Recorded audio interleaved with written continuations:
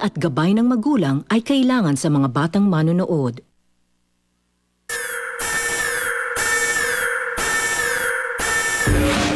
February 25, 2012, episode number 842, Star Talk TX. The end na, so tigilan nyo na ako. The end na to, ha? Kontrobersya ang sumalubong kay Dr. Vicky Bello sa pagbabalik nito sa bansa mula Amerika noong Lunes, February 20. Ang mismong pagdating pa lang ng celebrity doctor ay pinag-usapan na matapos itong tangkaing iwasan ng press na nag-abang sa kanyang pagdating. Ayoko na kasi. Hi, Mom! Ito ang unang panayam ng media kay Dr. Bello matapos pumutok ang balitang break na sila ni Hayden Ko Jr. Yeah, moving forward, trying to be strong. Hopefully, I'll be able to make it. Di ba? I think I can naman. I think it's really the end, so it should be fine. Sinagot rin ni Vicky ang chismis na dinedate niya ngayon ang kanyang Bikram yoga instructor na si Al Giro Al Galang. It's not true. Not true at all. Totally not true. I guess binabaliktad lang ako. I gave everything I had. I have nothing left to give. So, I just go on na. I'll just move on with my life. And I hope that he moves on with his. Kung si Vicky ay desidido na to move on, tila iba naman ang drama ng kanyang ex-boyfriend na si Hayden Ko Jr. Sa pagbabalik ni Bello noong Lunes, ginamit ni Hayden ang Twitter upang ilabas ang sama ng loob sa anyay pangangaliwa ng taong bagamat di pinangalanan ay pinaniniwalaang si Dr. Bello. Sa sunod-sunod na tweets ni Hayden na nalilink ngayon kay Nancy Castiglione, sinabi nito and we quote, "You accuse me of infidelity and barrage the public with accusations as if it's really true. Proof? Come on, show me. That proof better be a real proof of infidelity, just like this one.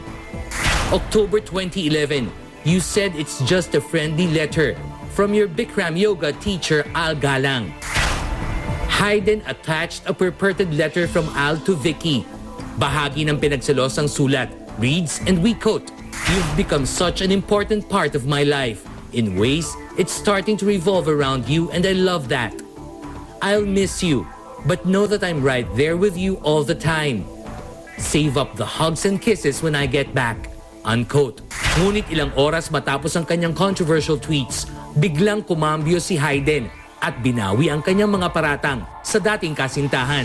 Pinagsisisihan daw niya ang kanyang mga tweets which he posted at the height of his anger. Paglilinaw pa ni Hayden and we quote again, "Vicky did not have an affair with that guy.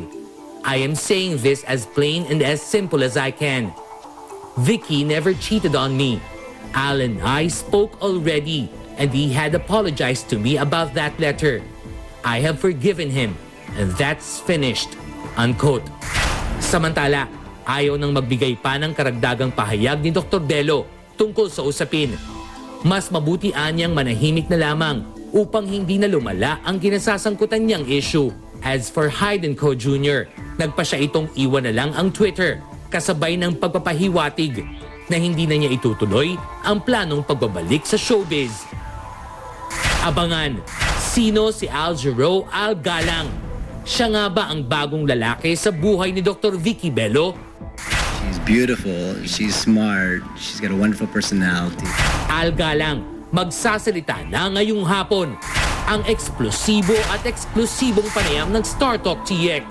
Abangan!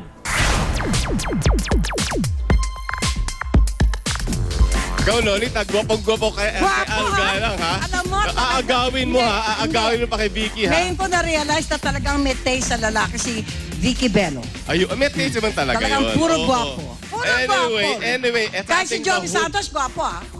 Kailangan isingit pa yun. Mas gwapo si Joey De Leon. Okay, at ito sa ating dahu ang starletic na ito na with pa or hindi pa nakaka-move on sa kanyang former boylet. Bago yan, papatiin ko muna ng happy birthday si Boy Silvano at si Susan Reyes at si Wilma Galvante. At si Mary Joy Taro ng Flores. I-rate namin siya sa aming Dahu Rated X. Vicky Bello Story, buong buo. Dahu! Subject, Starletic Starlet. Dahu ang Starletic na ito na with pa pala nakaka-move on from her ex-jowa Wibel. Dictionary, Jowawi Bills, meaning the significant other, BF, GF, Shota, Showa, Jowa, Jowawi Bills, Bow. May katagalan na kasi since nag-part ways si Starletic at si Jowawi Bells. So, maski na may konting kilig pang nalalabit, supposedly ay nakamove on na pareho. Sa isang show, sabay nag-guest ang dalawa at sabay pang in-interview on cam as if walang... Beso-beso nga! Parang okay lang ang lahat. Gumura away na si ex-Jowawi Bells pero si Starletic patungtong sa backstage.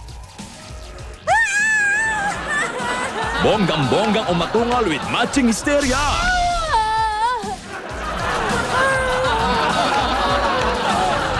Nag-moment ka, ate?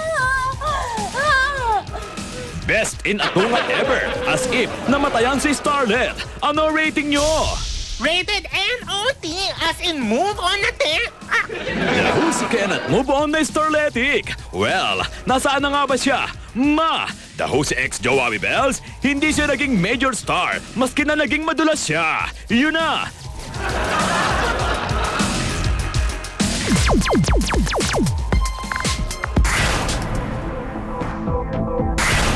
I was more nervous siguro than her being nervous. Nagpaunlak ng eksklusibong panayam sa Esquire Philippines ang babaeng nauugnay ngayon kay Pangulong Aquino, si Grace Lee. Mismong ang pamangkin ng presidente na si John T. Aquino Cruz, anak ng eldest sister ni Pinoy na si Bolsy, ang nag-interview sa radio and TV personality. John T. is the web editor of Esquire. Well, before the interview, hindi ko talaga... I mean, I didn't really know much about her. Alam ko lang na she was a radio host, tsaka TV host/anchor. So, that's what I knew. Well, Grace was very pleasant during the interview and articulate. So, yeah, it went well. Sa interview ni John T. for Esquire magazine, inamin ni Grace na apektado siya ng mga naglalabasang negatibong komento nitong mga nakaraang araw.